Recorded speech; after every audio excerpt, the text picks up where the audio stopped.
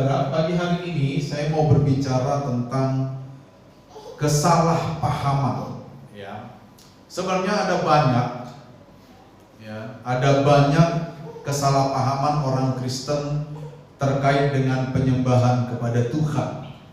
Tetapi pagi ini saya mau memberikan kepada kita kira-kira 3 kesalahan atau 3 kesalahpahaman. Ingat ya, salah paham.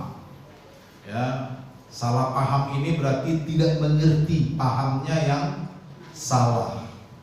Karena kadang-kadang kita melakukan sesuatu tidak berdasarkan pengertian kita. Ya. Jadi saya mau memberikan kepada kita pagi hari ini 3 kesalahpahaman orang Kristen terkait dengan penyembahan kepada Tuhan. Nah, di dalam ibadah-ibadah orang Kristen, saudara-saudara, ya, kita biasanya, apalagi orang Pentakosta seperti kita, atau kawan-kawan kita yang karismatik, ya, kita ini Gereja Sidang Jemaat Allah ini adalah gereja Pentakosta. Ya, kita lahir di dalam gerakan Pentakosta. Ya, kebangunan rohani yang terjadi di Azusa Street.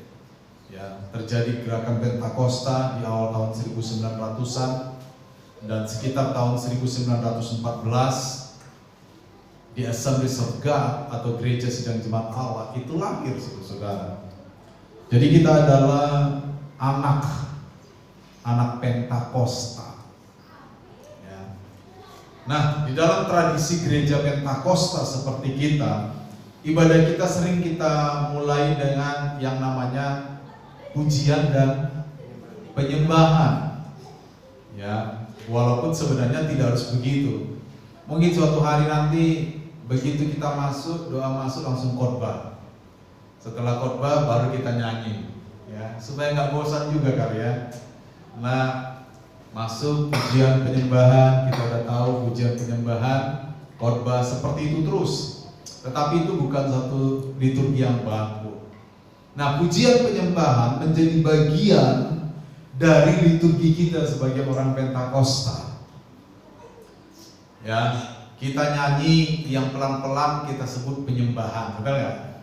Ya, apakah salah? Tidak, karena memang bahasa kita terbatas untuk menggambarkan apa yang kita kerjakan di dalam liturgi ibadah kita.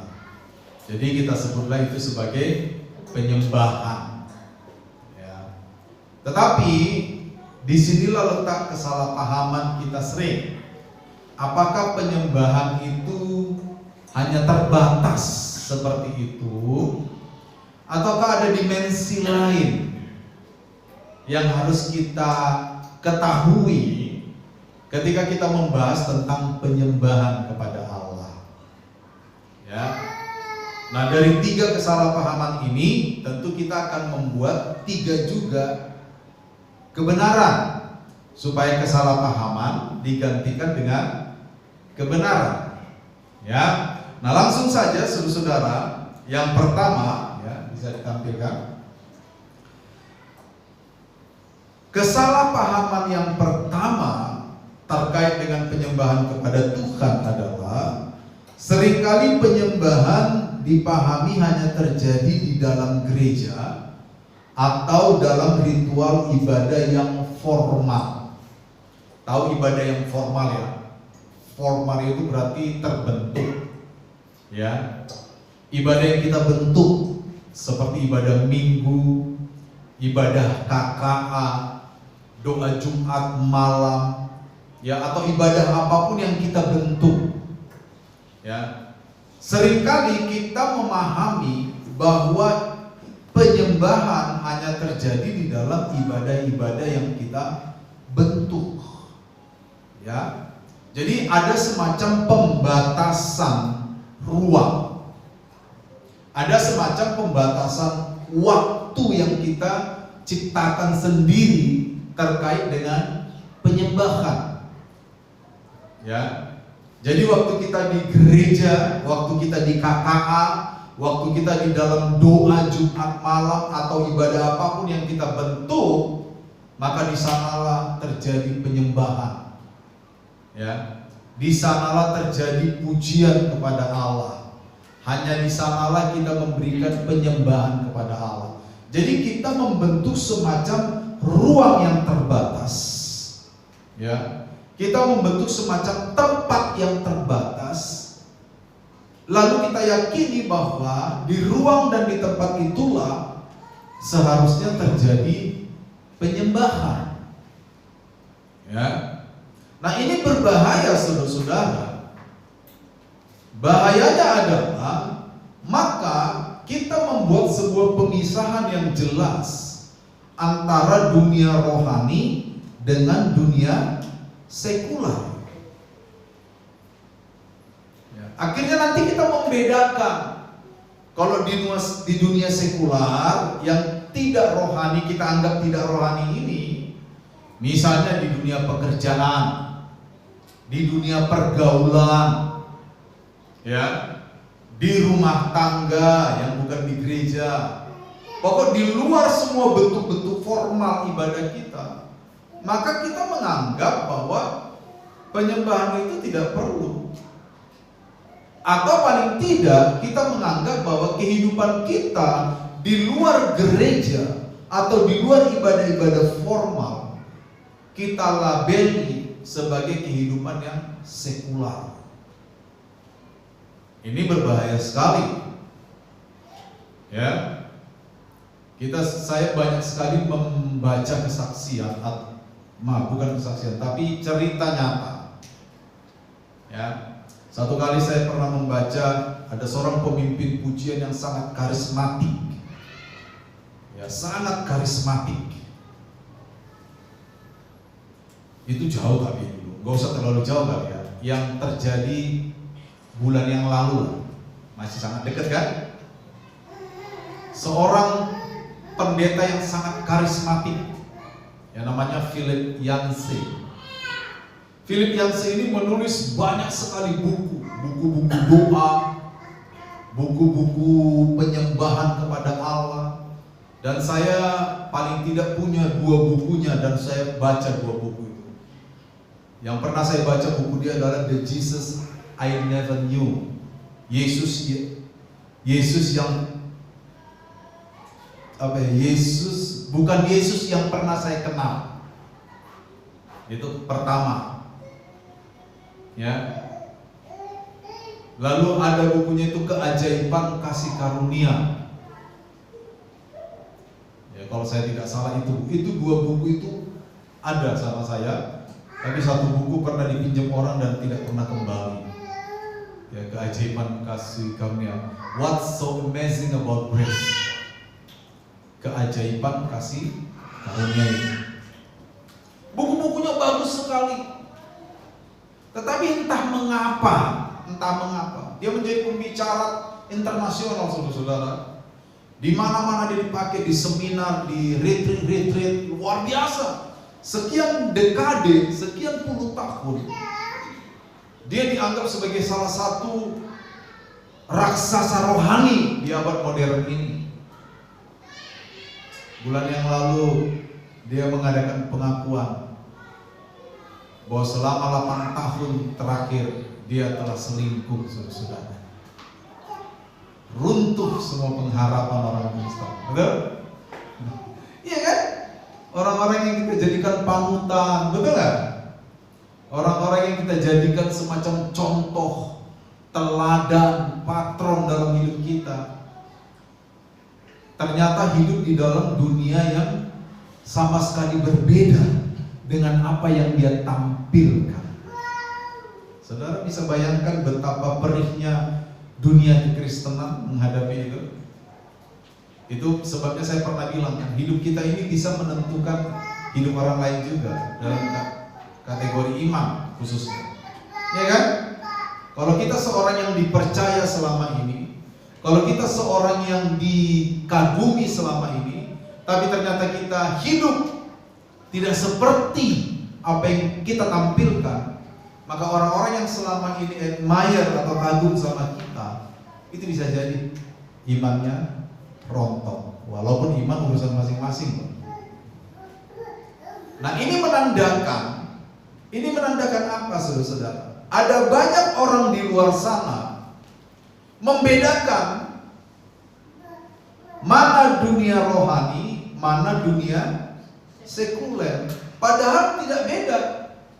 Seluruh rangkaian kehidupan yang kita jalani dalam hidup kita itu semua dunia rohani. Iya kan? Itu dunia rohani. Waktu saudara bekerja, maka dunia di mana saudara bekerja itu adalah dunia rohani. Di sana ketaatan kepada Allah harus terlihat. Ya. Nah, di dalam perjanjian baru, saudara, next. Ya. Di dalam perjanjian baru ada satu kata yang sangat menonjol jika kita membahas tentang penyembahan. Apa itu, saudara? Latreia. Latreia. Latreia. Ada satu kata lagi, proskuneo. Ya. Nah, latreia dan proskuneo ini adalah dua kata dalam perjanjian baru. Ketika kita menggunakan kata ini, maka kata ini mencakup seluruh dimensi kehidupan kita. Ketika Yesus digoda oleh iblis di Injil Matius pasal 4, lalu Yesus menjawab, ada tertulis, hanya kepada Allah saja kamu menyembah. Nah, kata menyembah itu dipakai kata dasarnya latreia atau latreo. Saya menyembah. Ya. Latreia ini kalau kita gambarkan dalam budaya Indonesia itu sangat cocok dengan budaya Jawa. Ketika menghadapi seorang raja, maka seorang hamba itu dia akan datang kepada seorang raja dengan cara berjalan lututnya ke tanah, betul nggak?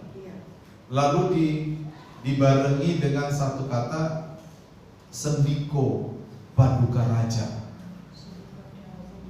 atau sendiko dawu paduka raja, dan matanya tidak menatap mata raja. Bukan sendiko dawu, bukan begitu. Dia menunduk sambil tangannya di namaste. Iya kan? Begitulah gambaran penyembahan.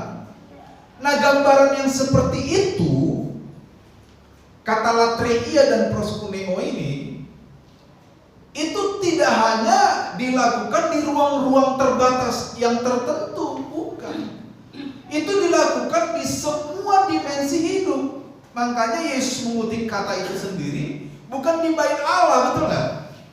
Yesus mengutip kata hanya kepada Allah saja aku menyembah, itu di mana? Di padang gurun, kan dia cobain di situ kan, lalu dia dibawa ke ini dan semuanya. Betul? Di dalam konteks pencobaan Yesus mengutip kata itu. Bukan waktu Yesus sujud di bait Allah, bukan. Jadi penyembahan itu tidak boleh kita batasi di dalam ruang tertentu. Tidak boleh kita batasi di dalam tempat-tempat tertentu. Seakan-akan hidup manusia itu terbagi-bagi. Ada waktunya hidup saya untuk memuliakan Tuhan, ada waktunya hidup saya tidak perlu memuliakan Tuhan. Bukan begitu konsep penyembahan. Penyembahan terjadi di seluruh dimensi kehidupan kita. Ya, itu sebabnya waktu kita di gereja penyembahan terjadi. Waktu kita di KKA, di dalam doa-doa malam kita, penyembahan terjadi. Pertanyaannya, bagaimana kita menunjukkan penyembahan di luar ruang doa, di luar ruang ibadah? Bagaimana? Dengan ketaatan kepada kehendak Allah. Itu. Ya kan? Penyembahan itu mencakup pikiran. Kalau pikiran kita kotor dan kita biarkan terus pikiran kita kotor, maka tidak terjadi penyembahan di dalam pikiran itu. Pikiran kotor itu bukan sekedar saudara atau saya membayangkan pornografi. Pikiran kotor juga kalau kita biarkan pikiran kita tuh overthinking, kotor juga itu pikiran kita. Kalau kita biarkan pikiran kita tuh membandingkan diri kita dengan orang lain, ya. Kenapa orang ini begitu, kenapa saya begini? Lalu kita mulai meragukan penyertaan Tuhan dalam hidup kita. Itu juga termasuk pikiran kotor, ya. Penyembahan juga mencakup tubuh. Makanya dikatakan di dalam kitab Korintus, tubuhmu adalah bait sucinya Tuhan. Jangan anggap yang menjadi bait sucinya Tuhan itu hanya ini, gedung gereja ini, lalu hanya di sini kita menyembah Allah. Tidak. Ya, tubuhmu adalah bait suci Tuhan. Ini bentuk-bentuk pakaian harus diperhatikan, saudara. Ini maaf ya, kalau yang perempuan berpakaian lalu bagian-bagian tertentu terlalu menonjol, Anda sedang tidak memuliakan Tuhan di sana. Sekarang itu saya banyak sekali lihat perempuan-perempuan, entah kenapa, apakah kurang percaya diri atau minta dipuji, kok harus ditonjol-tonjolkan itu loh. Banyak sekali sekarang pakaian-pakaian yang begitu tuh. Ya kan? Maaf ya, baik yang di bawah maupun yang di atas. Hati-hati ya kalau berpakaian, apalagi di tempat-tempat umum. Kita bisa jadi ya menjadi sumber dosa. Walaupun bukan itu, semua nafsu itu kan tergantung diri sendiri ya. Iya kan? Tapi kadang-kadang kita menjadi pemicu. Bagaimana kita menampilkan tubuh kita di depan umum? Apakah itu sedang menyembah Allah atau membuka peluang orang lain berdosa? Itu harus dipertanyakan. Jangan kita bilang Allah kan melihat hati. Allah melihat hati, orang melihat tubuh Anda. Betul?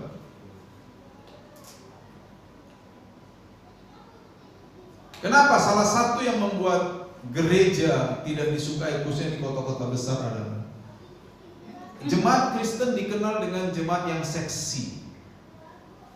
Datang ke tempat ibadah ada yang pakai, ya kalau tank besi nggak apa-apa, ini tank toh, ya kan? Roknya ya di atas lutut banyak lah. Ya, atau jenis-jenis pakaian tertentu yang hanya enak dipandang oleh mereka yang mata keranjang. Yang lain nggak enak pandangnya. Hati-hati. Ya, tubuh, hubungan dengan orang lain, relasi, pekerjaan, bahkan keputusan sehari-hari, di sana terjadi penyembahan Tuhan. Apakah ketika kita membuat keputusan sehari-hari Allah sedang dimuliakan? Apakah waktu kita menjalin relasi dengan orang lain Allah sedang dimuliakan?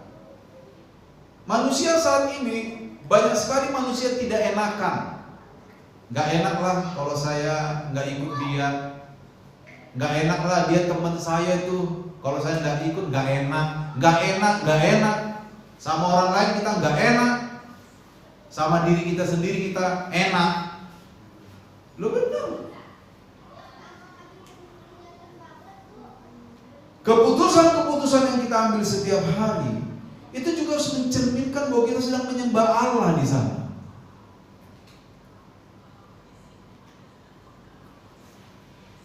Ya. Bagaimana kita berhadapan dengan orang? Apakah itu mencerminkan penyembahan kepada Allah?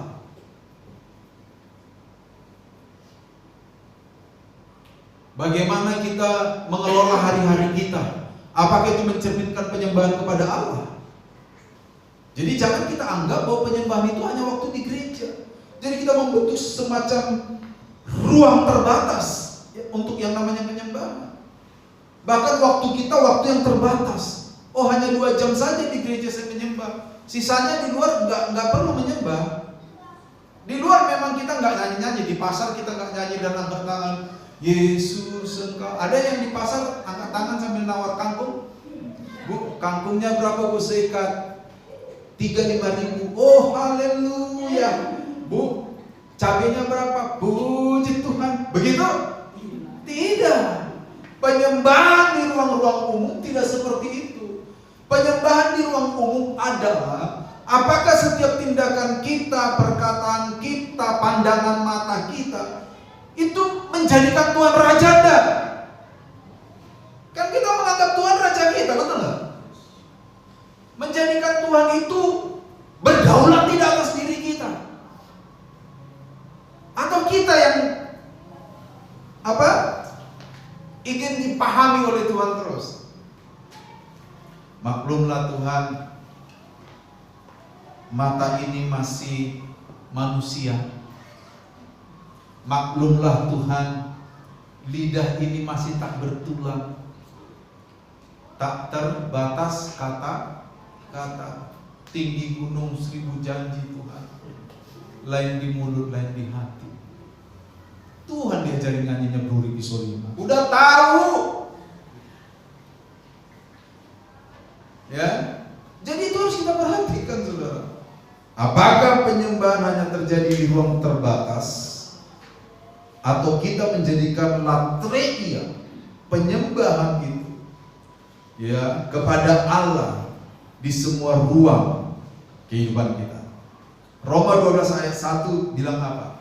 Karena itu saudara-saudara, demi kemurahan Allah aku menasihatkan kamu supaya kamu mempersembahkan tubuhmu sebagai persembahan yang hidup, kudus, dan berkenan kepada Allah. Kenapa? Itu adalah ibadahmu yang sejati. Di dalam teks Yunani-nya itu dikatakan, begitulah kalau kamu beribadah. Kurang dari itu nggak pantas. Jadi kalau kita terjemahkan dari bahasa Yunani kira-kira ini, itu adalah ibadahmu yang proper.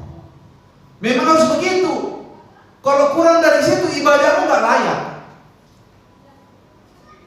Itu sebenarnya kalau kita beribadah jangan asal datang, betul nggak? Yang penting Pak Pendeta lihat wajah saya, nanti saya nggak di WA. Iya kan? Jangan, nggak proper. Bagi saya mungkin puji Tuhan Anda datang. Bagi Tuhan nggak proper, nggak layak. Makanya saudara-saudara, poin pertama ini mengajari kita apa? Mari kita tidak membatasi penyembahan hanya di ruang tertentu, tapi berikanlah seluruh ruang dalam hidup kita, dan pastikan bahwa itu menyembah Allah. Kalau di ibadah lewat lagu dan pujian kita, betul? Lewat perhatian kita waktu dengar firman Allah. Di ruang ibadah, di luar ruang ibadah, lewat kelakuan kita, lewat pikiran kita, lewat keputusan-keputusan kita, hubungan-hubungan kita memuliakan Tuhan apa tidak? Semua itu harus kita perhatikan. Karena itu adalah ibadahmu yang sejati, proper, yang sejati, yang memang harus begitu. Persembahkanlah tubuhmu sebagai persembahan yang kudus, yang hidup, yang kudus, dan yang yang berkenan. Itu begitu ibadahmu yang pantas tuh begitu.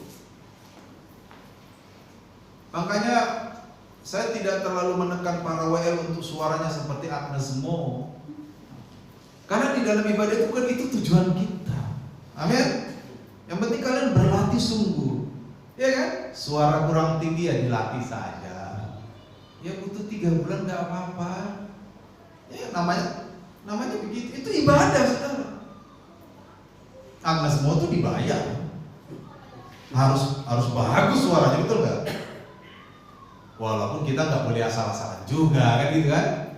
harus kita meningkat gitu. Amin saudara. Jadi jangan pernah membatasi ibadah hanya di ruang gereja ya. Jangan pernah membatasi penyembahan hanya di ruang gereja. Extend tuh, perpanjang penyembahanmu. Bahkan seluruh dimensi kehidupan kita adalah penyembahan. Karena ada lagu kita tuh, ku tahu hidupku adalah penyembahan. Hidup penyembahan. Waktu kita bicara sama tukang sayur, perhatikan, itu bagian dari penyembahanmu kepada Allah. Makanya jangan dalam hati, tukang sayur judes. Oh, ingat. Nawar barang pun gitu. Ikan sekilo berapa Pak? Mahal. Memang lagi musim angin kan? Ya, ikan baronang karena dia capek berenang kemarin 40 sekilo. Wah, bisa nggak 15.000? Itu nggak memuliakan Allah itu.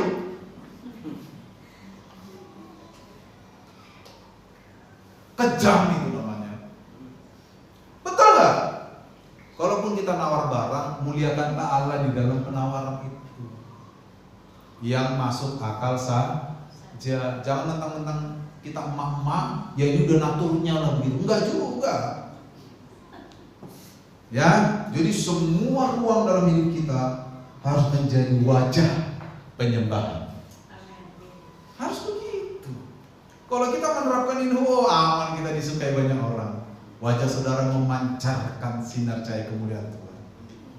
Bukan bulan lagi. Kalau di luar sana kan di wajahmu kulihat bulan. Kalau kita pancaran sinar kemuliaan Tuhan, lebih bagus dari bulan. Next, yang kedua. Ya, ini dia.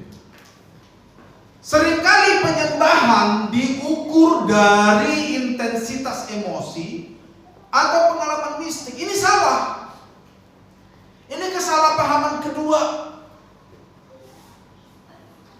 Jadi kalau kita udah haleluya, wah semua keluar, ya, semua keluar, lalu kita, orang itu, pasti roh Tuhan sudah memenuhi dia dari ujung rambut sampai ujung kaki. Apakah waktu kita menyembah Allah lalu kita emosional tuh salah? Tidak juga. Tapi saya pernah punya pengalaman waktu saya di sekolah Alkitab, saudara-saudara. Berarti 20 tahun lebih yang lalu. Ya, sekitar 25 tahun yang lalu itu. Saya risih lihat beberapa teman karena kalau mereka penyembahan angkat tangan ya. Oke lah Anda dilawat Tuhan. Perhatikan ketek Anda. Di sampingmu kan ada orang. Ya haleluya. Tapi kalau Anda mau ketek, maka teman yang di sampingmu bukan lagi haleluya. Ada apa ini Tuhan? Cobaan apa yang kau izinkan hambamu hadapi? Loh benar gak? Biarpun sederhana jemaat, biarpun engkau sederhana, perhatikan itu. Ya, kalau engkau punya uang lebih sedikit, belilah parfum yang gak usah mahal-mahal, yang harga 70.000 aja bisa 4 bulan. Sedikit lah, ya kan? Kita gak boleh cuek di ruang-ruang tertutup, betul gak?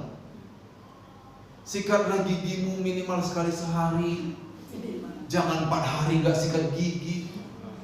Mandilah minimal sekali sehari. Saya dengar belakangan ini ibu-ibu di sini banyak yang gak mandi sampai 4 hari. Itu apa itu? Kurang air. Lo bener gak? Iya kan? Emosi dalam penyembahan bisa itu. Emosi bukan marah maksudnya emosional. Pernah teman saya, kami menyembah di ruang, namanya dulu ruang ini apa, Getsemani, baru dipugar kemarin. Ruang doa Getsemani yang lama paling depan tuh di kampus kami. Waktu saya tingkat 1 itu, jadi kami menyembah, menangis lah kan, namanya memenuhi panggilan Allah kan. Ya kan? Ini aku utuslah Tuhan. Nangis waktu itu kan. kemanapun kau pimpin, ke tempat yang kau tuju. Pokok penyerahan total. Angkat tangan loh teman saya kan. Boleh dong angkat tangan, tapi ngantem kepala saya. Aduh,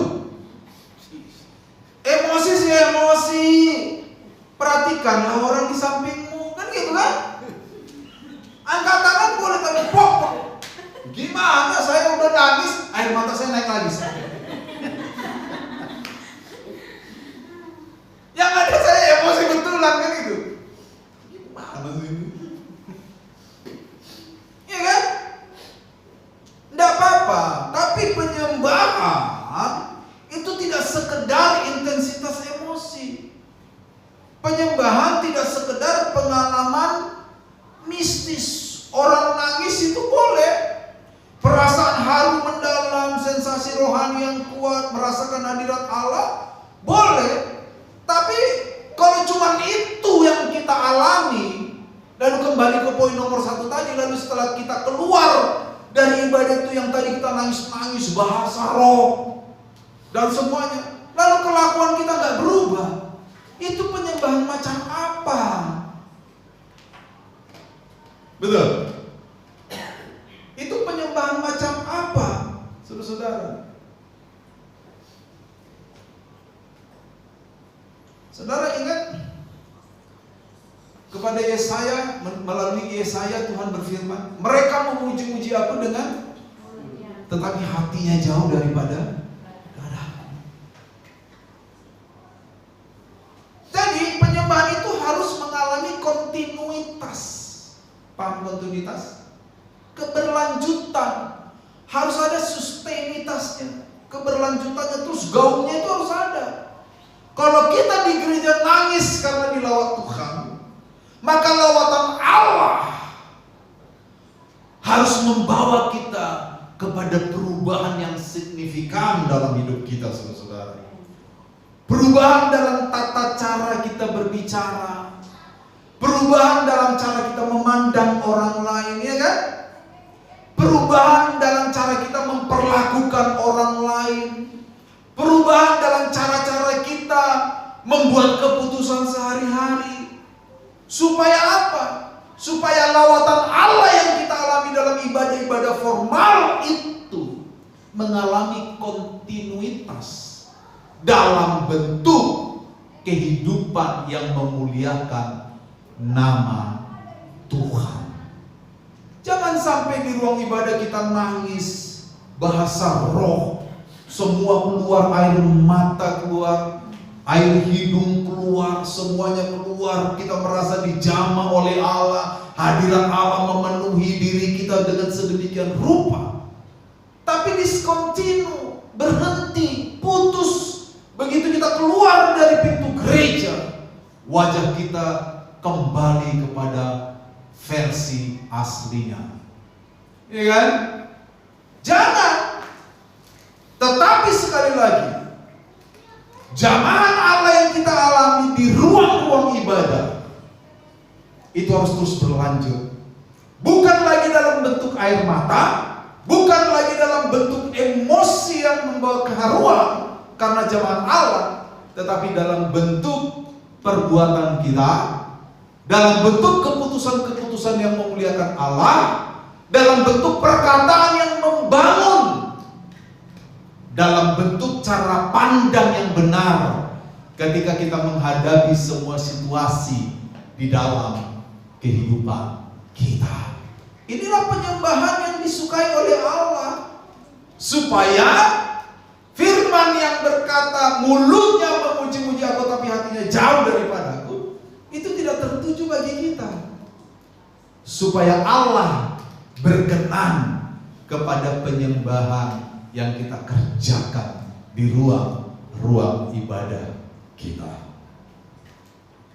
Sepakat? Sepakat? Ya. Dunia ini, saya menganggap dunia hari ini ya saudara, ini dunia yang yang luar biasa membingungkan. Generasi kita sekarang ini generasi yang di satu sisi sangat kasihan, saudara. Ya, kebenaran-kebenaran yang mendasar itu kurang diminati hari ini. Kebenaran apa yang diminati? Kebenaran yang sesuai dengan selera saya. Betul? Iya kan? Seringkali itu terbawa di gereja, saudara-saudara. Seringkali itu terbawa di dalam kehidupan kita sehari-hari. Ya. Selama itu menguntungkan saya, benar salahnya tidak peduli kita. Tapi selama itu tidak menguntungkan saya, walaupun itu benar, saya lawan. Itu yang terjadi di dunia hari ini kan. Dan itu tidak menggambarkan penyembahan kepada Allah. Ya, memang penyembahan itu harus melingkupi seluruh dimensi hidup kita. Penyembahan harus kita bawa dari ruang privat, yaitu ruangan gereja, ke ruang publik, ruang di mana kita berinteraksi dengan orang lain. Ya kan?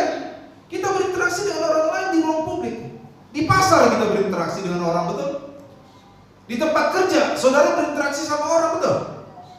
Di sekolah, dimanapun kita ada, kita berinteraksi dengan orang. Jadi penyembahan di ruang privat, dalam bentuk emosi kepada Allah, jamahan Tuhan, itu harus kita bawa, kita perpanjang kepada penyembahan di ruang publik. Ketika kita ketemu dengan orang dan nama Tuhan tetap dimuliakan, itu penyembahan. Itu penyembahan. Jadi kata-kata kita di gereja dengan kata-kata di luar itu harus tetap kualitasnya mengagungkan nama Tuhan. Iya kan? Walaupun hari ini orang sudah sangat normalisasi sekali kata-kata makian. Coba di podcast-podcast itu, betul? Maaf ya, bilang anjing itu udah kayak penghiburan tersendiri loh buat mereka, betul nggak? Entah apa dunia ini sekarang ini. Ya yang Kristen, ya artis-artis Kristen sama saja, nggak ada beda. Ya tapi nanti tiba-tiba mereka udah jadi artis undangan di Natal bersama, betul nggak? Iya kan? Saya kan pernah cerita, pernah ada artis perempuan. Saya khotbah di Surabaya waktu itu, salah satu gereja di GBI apa gitu, diundang ya, sama teman khotbah. Lalu setelah ibadah selesai diumumkan, minggu depan kita akan kedatangan artis si A. Wah senang juga ya, di Sumbawa jarang artis datang, bukan jarang lagi, nggak pernah. Ya, tapi yang luar biasa kaget, sebulan kemudian saya dengar dia sudah meninggalkan Yesus, sudah menikah dengan seorang yang kaya, punya pangkat dan anggota kan. Itu gimana itu? Betapa mudahnya dia menjual Yesus. Penyembahan macam apa itu? Next bro, next. Ini kelamaan di sini bahaya. Next. Ya. Tepatkah menjadikan perasaan menjadi validitas penyembahan? Jadi kalau Anda nangis, Anda terharu, apakah itu satu-satunya ukuran bahwa Anda telah menyembah Allah? Oh tidak. Ukuran terbaik yang bisa memastikan bahwa saya menyembah Allah adalah ketika saya ada di ruang publik. Itu dia ukuran terbaik. Waktu saya ada di ruang publik, waktu saya bicara sama karyawan saya, waktu saya bicara dengan rekan kerja saya, waktu saya bicara dengan penjual-penjual di pasar, waktu saya bicara dengan orang-orang di sekeliling saya, tukang ojek, tukang becak, waktu saya datang ke toko berbicara kepada karyawan toko, disitulah ukuran terbaik kita bisa lihat apakah saya sedang menyembah Allah atau tidak. Amin. Yohanes 4 ayat 23 dikatakan bahwa Allah mencari penyembah-penyembah yang menyembah Dia di dalam roh dan kebenaran. Nah, minggu depan topik kita ini secara khusus dari Injil Yohanes. Saya akan menguraikan seperti apa ini. Ya. Nah, Habakuk 3 ayat 17 sampai 18. Habakuk begitu menderita. Dia menyaksikan bangsa Israel dihantam oleh bangsa lain. Dia berseru kepada Tuhan, bebaskan Israel, bebaskan. Tuhan bebaskan Israel. Setelah Israel merdeka dari jajahan bangsa lain, malah pemimpinnya yang merusak Israel, korupsi dan sebagainya. Dia nangis lagi sama Tuhan. Tuhan, hukum pemimpin kami. Tuhan bilang, oke, tahu hukum pemimpinmu, tapi yang dikirim Tuhan Babel, yang lebih jahat dari para pemimpin. Nangis lagi dia. Waduh, hancur Tuhan kalau Babel yang kau kirim. Gak salah kamu Tuhan. Tapi kita lihat di akhir dari doksologi Habakuk, sekalipun pohon ara tidak berbunga, pohon zaitun mengecewakan, bla bla bla, hasil kandang domba tidak ada dalam kurungan, dan sebagainya. Lihat, dikatakan apa? Aku tetap memilih untuk bersorak-sorai. Di dalam teks aslinya, dalam teks Ibrani-nya ada nuansa memilih di sana, menentukan. Aku akan menentukan bahwa aku akan tetap bersorak-sorai. Inilah penyembahan. Jadi penyembahan Habakuk itu tidak terjadi di ruang yang nyaman. Penyembahan Habakuk justru terjadi di ruang kesulitan, di ruang di mana dia menghadapi satu agresi militer dari Babel yang sebentar lagi merusak dan menghancurkan bangsanya. Tapi dia percaya kepada Allah. Dia percaya kepada Tuhan. Lalu dia katakan, aku akan memilih untuk tetap bersorak-sorai. Ini pilihan penyembahan. Waktu kita sulit, waktu kita menderita oleh keadaan, waktu kita bingung dengan masa depan, waktu kita tidak melihat sesuatu yang jelas dalam hidup kita, apakah kita tetap memilih untuk tetap percaya kepada Tuhan? Jika iya, maka kita sedang menyembah Allah di ruang publik. Atau sebaliknya, kita mulai curiga kepada Tuhan. Kita mulai meragukan keputusan-keputusan Allah. Kita mulai meragukan campur tangan Tuhan. Memang waktu kita dalam kesulitan itu bukan masa-masa yang mudah. Kita juga tidak bisa menafikan perjuangan yang sulit dari kehidupan kita. Kita semua punya perjuangan, betul. Saya punya perjuangan walaupun saya hamba Tuhan. Tetap punya perjuangan. Saya kan punya keluarga juga, betul. Saya punya orang tua enggak? Apa saudara aja yang punya orang tua? Saya juga punya orang tua. Saya punya siblings enggak? Saudara-saudara apa? Satu rumah, kakak adik. Punya kan? Bukan saudara aja. Mereka punya masalah enggak? Punya. Mama saya punya masalah enggak kira-kira? Banyak. Saya dicurhatin enggak sama mama saya? Curhatin, nelpon hampir tiap hari. Apa saya hanya memikirkan diri saya sendiri? Semua banyak yang saya pikirin. Betul? Saudara cuma walaupun dikit begini, setiap pikiran saudara kan beda-beda. Perilaku kan beda-beda. Saya pikirin nggak sampai ke situ? Ya, saya pikirin, walaupun saudara tidak merasa saya pikirin. Betul? Ini kok jemaat saya ini kok perilakunya agak beda dari jemaat saya yang sana ya. Itu saya pikirin. Kenapa ya? Bagaimana cara menumbuhkan ini? Bagaimana cara menumbuhkan itu? Bagaimana cara menghadapi ini? Bagaimana cara menghadapi? Oh, saya pikirin. Makanya di Amerika setelah disurvei, pekerjaan paling berat nomor 1 bukan presiden, kepala sidang. Lo serius? Survei tuh, dan itu valid. Walaupun tidak bagus, tapi banyak kepala sidang bunuh diri di Amerika. Walaupun itu nggak perlu dicontoh, banyak. Lo gereja besar, gereja yang jemaatnya ribuan bunuh diri dia. Heran saya. Kasih aja sama si jemaat 4. Kok bunuh diri kamu ya, pikir saya. Itu lelucon saya. Karena berat jadi kepala sidang itu. Ini bukan berarti nyuruh saudara di sini traktir saya bakso, bukan. Bukan. Bukan itu maksud saya. Ya, lebih dari bakso lah kan gitu kan. Mau bakso. Bukan saudara. Tapi itulah penyembahan itu terjadi di ruang kesulitan. Amin. Penyembahan itu terjadi di ruang pergumulan, di ruang publik. tadinya kita harus marah-marah sama orang, tapi ketika kita nilai ini tidak memuliakan Tuhan, kita nggak jadi marah-marah. Bukan berarti nggak boleh marah.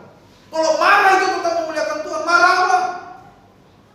Tentu kita tahu marah yang memuliakan Tuhan seperti apa kan? Tapi kalau marah itu tidak memuliakan Tuhan, jangan marah, karena tidak memuliakan Tuhan. Makanya kita perlu hikmat untuk membuat keputusan-keputusan. Yakobus bilang apa? Mintalah hikmat bagi kalian yang kekurangan hikmat. Minta, boleh kok kita minta hikmat. Berdoa tuh minta hikmat, Tuhan berikan aku hikmat. Dulu teman saya di sekolah kita ada namanya hikmat, orang Dayak. Jadi kalau ada yang khotbah, mintalah hikmat. Ogah katanya dia bilang. Ada orang Dayak, ya masih ada sekarang. Namanya hikmat. Ada saja. Ya, jadi itu. Yang ketiga. Next. Ya. Penyembahan yang salah yang umum dikerjakan oleh anak-anak Tuhan itu yang ketiga adalah penyembahan transaksional. Saya menyembah Allah supaya Allah menjawab doaku. Saya menyembah Allah supaya. Saya menyembah Allah supaya. Saya menyembah Allah supaya. Jadi transaksional. Tuhan, aku doa pagi supaya. Aku doa siang supaya. Ini transaksional. Jadi kita memuliakan Tuhan supaya ada balasannya. Padahal hidup kita ini berkatnya Tuhan semuanya, betul nggak? Ini seakan-akan memisahkan dan tidak mengakui campur tangan Allah dalam hidup kita. Tuhan, hari ini nih karena kekuatan saya, tapi saya sekarang ini punya masalah. Saya menyembah Tuhan supaya masalah saya terselesaikan. Ini transaksional ini. Tuhan seakan-akan kita tempatkan pada posisi butuh penyembahan. Sebenarnya apakah Tuhan butuh penyembahan dari kita? Sebenarnya tidak, tetapi natur kita secara rohani yang Tuhan taruh itu memang menyembah, karena kita hambanya, betul nggak? Seorang hamba kepada Tuhannya menyembah. Apakah kalau kita tidak menyembah Allah lalu tiba-tiba Allah langsung gepeng begitu? Begitu saudara? Awas ya Tuhan ya, hari ini saya nggak nyanyi saya. Apakah langsung Tuhan mengkerut begitu? Berkurang dikit? Awas ya Tuhan ya, hari ini saya mau main judi, saya mau nyakiti hatimu. Apakah Tuhan langsung mengkerut begitu? Tidak. Tuhan itu sudah sempurna di dalam dirinya sendiri. Dia tidak perlu apa-apa. Dia adalah sumber kok. Sumber butuh apa? Enggak ada. Tetapi karena kita adalah ciptaan Allah, maka natur kita adalah menyembah. Kalau kita tidak menyembah, kita menyalahi natur kita, saudara. Betul? Jadi kalau kita menyembah Allah bukan supaya, tapi karena memang kita adalah penyembah. Ini yang membuat orang rajin ke gereja kalau dalam masalah. Kalau nggak masalah, merasa di atas angin.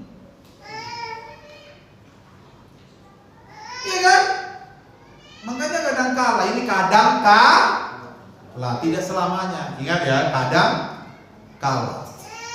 Kadang-kala memang Tuhan izinkan kita masuk ke lembah kekelaman supaya kita mengangkat tangan. Karena kalau kita senang terus izinkan Tuhan, seringkali kita lupa sama Tuhan, betul?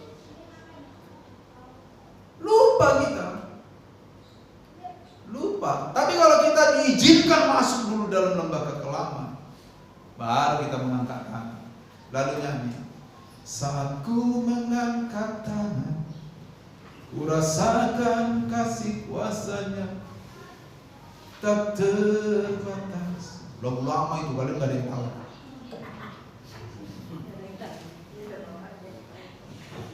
Itu lagu lama muncul sekitar tahun 2002-2003. Ya kan? Hati-hati saudara. Jadi kita naturnya ini penyembah. Jadi jangan pernah berpikir bahwa saya menyembah Allah supaya ini supaya itu, bukan. Saya menyembah Allah alasannya cuma satu, tunggal. Apa? Ya karena saya penyembah. Titik. Allah memberkati kita bukan karena Anda menyembah. Allah memberkati kita karena Allah memang mengasihi kita. Inisiatif berkat itu datang dari Allah, bukan karena apa yang kita kerjakan. Kalau yang paling diberkati adalah mereka yang paling sering menyembah Tuhan. Saya paling banyak uangnya di sini. Siapa tahu saudara ada yang lebih dari saya, kan gitu ya? Betul? Tapi faktanya kan nggak begitu kan? Betul nggak? Kalau yang paling diberkati Allah adalah yang paling rajin berdoa. Siapa yang paling kaya kita? Tapi kan tidak begitu kan? Karena Allah memberkati kita, itu sesuai kebutuhan kita. Dia tahu kebutuhan kita, betul. Tapi terkait menyembah, terkait memuliakan Tuhan, itu natur kita. Jangan menyembah Allah, jangan memuliakan Allah supaya, tetapi muliakanlah Tuhan karena, betul? Amin. Ini penting ini saudara. Tadi waktu saya membuat kalimat penting banyak yang batu, jadi kehilangan. Aku ulang. Ketika saya memuliakan Tuhan, ketika saya menyembah Allah, meninggikan Tuhan, itu bukan supaya saya dapat timbal balik dari Allah. Tapi ketika saya memuji Tuhan, memuliakan Tuhan, itu karena saya diciptakan Allah sebagai penyembah. Soal berkat, soal kesehatan, soal yang lain-lain, selain Tuhan yang menginisiasi, kita kan diberikan hikmah. Soal sehat misalnya, Tuhan memang memberikan kita kesehatan, tapi Tuhan juga memakai hikmat kita, betul nggak? Sudah tahu tua, umur 50, masih main futsal, wafat. Loh iya kan? Teman saya barusan tuh, udah hampir 60 loh main badminton, wafat. Ngapain? Ya itu sudah ajalnya Pak, betul sudah ajalnya. Tapi ya tahu diri kita kan gitu kan. Makanya saya nggak izinkan Parlon main futsal. Kemarin minta izin. Jangan, jangan. Mau jadi striker lagi penyerang. Kan bahaya itu. Mengarang.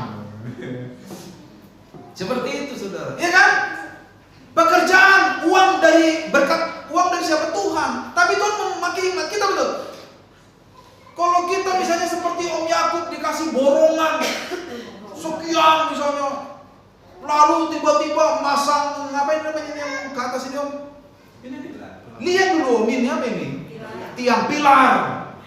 Asal-asalan bolong-bolong di tengah. Nggak mengerti. Saya sering sama Om Yakub, Om. Kan sering cerita gitu kan. Pemuridan saya sama Om Yakub itu dengan menggunakan ngopi es metodologi.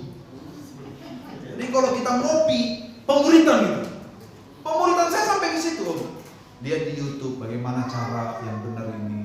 Iya kan? Saya gituin. Sekarang udah ada semua, jangan sampai ini. Semakin banyak kerjaan harus semakin profesional. Lihat di YouTube bagaimana cara ini, campurannya kayak apa, bahan-bahan yang bagus itu kayak apa. Ngukur materi, ngukur ongkos apa, semua lihat. Udah ada semua di YouTube, betul?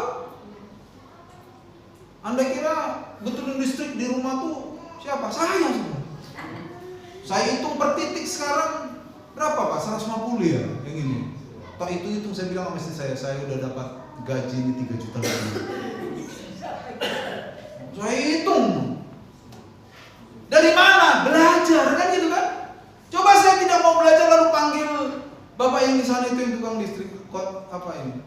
Ya saya harus bayar. Nah itu loh saudara. Jadi Tuhan itu memberkati kita, iya. Tapi Tuhan juga memakai dan menuntut kita menggunakan semua kemampuan kita. Amin. Ya. Next, hampir terakhir. Sebaliknya, Penyembahan yang sejati itu bersifat doksologis, berpusat pada kemuliaan Allah, bukan kepada apa yang kita harapkan dari Allah. Roma 11:36, sebab dari Dialah, untuk Dia dan bagi Dialah kemuliaan sampai selama-lamanya. Tujuan tertinggi manusia, ini tradisi reform ya. Ada istilah yang dikatakan chief end of man. Tujuan tertinggi manusia itu apa? Memuliakan Allah. Itu tujuan tertinggi. Makanya tadi saya katakan, kita ini menyembah Allah bukan supaya, kita ini menyembah Allah karena itulah memang natur kita. Penyembah. Ya. Jadi tolak semua injil-injil kemakmuran, injil-injil yang menina bobokkan iman kita. Tolak itu. Amin. Next, cepat-cepat aja. Ketiga kesalahpahaman ini membatasi penyembahan hanya pada ritual, mengukurnya dengan emosi, menjadikannya menjadi penyembahan yang transaksional. Semuanya bermuara pada satu akar masalah, menempatkan manusia di pusat penyembahan. Itu salah. Menempatkan saya. Saya menyembah Allah supaya saya memuliakan Tuhan supaya saya. Omongan saya atur supaya saya. Semua supaya saya. Itu salah. Saya menyembah Allah karena Dia. Saya memuliakan Tuhan karena Dia. Saya ngomongnya benar bagus karena Dia. Saya jaga mata saya dari perzinahan karena Dia. Ya, saya jaga keputusan-keputusan saya karena Dia. Allah yang harus menjadi pusat. Ya. Next, terakhir. Jadi saudara-saudara, terakhir dulu. Penyembahan yang sejati, ya, penyembahan yang sejati adalah respons hidup total terhadap siapa Allah itu, ya, dalam kasih, ketaatan, dan kemuliaannya, dimanapun, kapanpun, dalam kondisi apapun. Ya, penyembahan adalah mempercayai Allah. Sekalipun di dalam kondisi kehidupan yang sulit, tetap taat kepada Allah sekalipun tidak seorang yang melihat. Integritas, tetap mengasihi mereka yang sukar untuk dikasihi, mengampuni mereka sekalipun dagingmu ingin membalas dendam, meletakkan setiap kehendak kita di bawah kehendak Allah. Itu penyembahan yang sejati. Tuhan memberkati.